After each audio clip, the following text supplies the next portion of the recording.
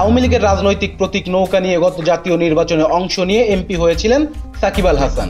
রাজনৈতিক পট পরিবর্তনের পর তাকে আওয়ামী লীগের দোসর বলা হচ্ছে। তার নামে হত্যা মামলা সহ একাধিক মামলা করা হয়েছে, যে কারণে দেশে আসতে পারছেন না সাকিব, খেলতে পারছেন না জাতীয় দলের হয়ে। এমনকি ঘরের মাঠে টেস্ট সিরিজ খেলে অবসর নেওয়ার ইচ্ছা পূরণ হয়নি তার। সাকিব জাতীয় দলের হয়ে 18 বছর ক্রিকেট খেলেছেন, আওয়ামী লীগের রাজনীতি করেছেন মাত্র 6 মাস।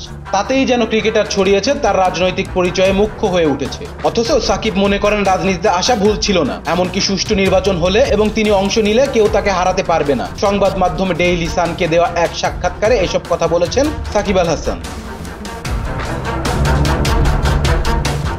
তিনি বলেন, দেখুন, আমার জন্য যদি রাজনীতিতে যোগ দেয়া ভুল হয়ে থাকে, তাহলে ভবিষ্যতে যারা এই রাজনীতিতে অংশ নেবে তারা ভুল করতে যাচ্ছে। তিনি ডাক্তার হন, ব্যারিস্টার হন কিংবা ব্যবসায়ী, রাজনীতিতে যোগ দেয়া মানেই ভুল। কিন্তু রাজনীতিতে যোগ দেয়া সকল নাগরিকের অধিকার, যে কেউ রাজনীতি করতে পারে। জনগণ ভোট দিবে কিনা সেটা তাদের বিষয়। আমি মনে করি যখন রাজনীতিতে যোগ দিয়েছিলাম আমি সঠিক ছিলাম, এখনো মনে করি আমি সঠিক, কারণ আমার উদ্দেশ্য ছিল মাগুরার জনগণের জন্য কাজ করা।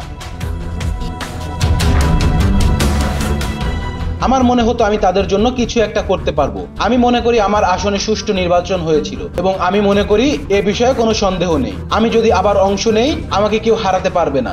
যখন আমি নির্বাচনে দাঁড়িয়েছিলাম, এটাকে এলাকার মানুষের জন্য সুযোগ হিসাবে দেখেছিলাম। দুর্ভাগ্যবশত যেভাবে চেয়েছিলাম সেভাবে তাদের আমি সেবা করতে পারিনি, এটা আমাকে স্বীকার করে নিতে হবে।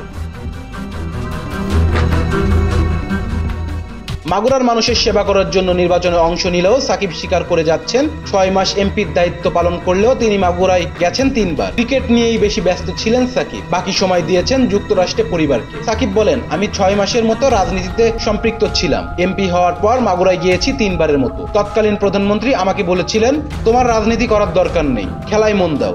আমি ওনার উপদেশ শুনেছি। 4-5 মাসের মতো ক্রিকেট খেলেছি, বাকি সময়টা পরিবারকে দিয়েছি। Rezwan Islam, B sports.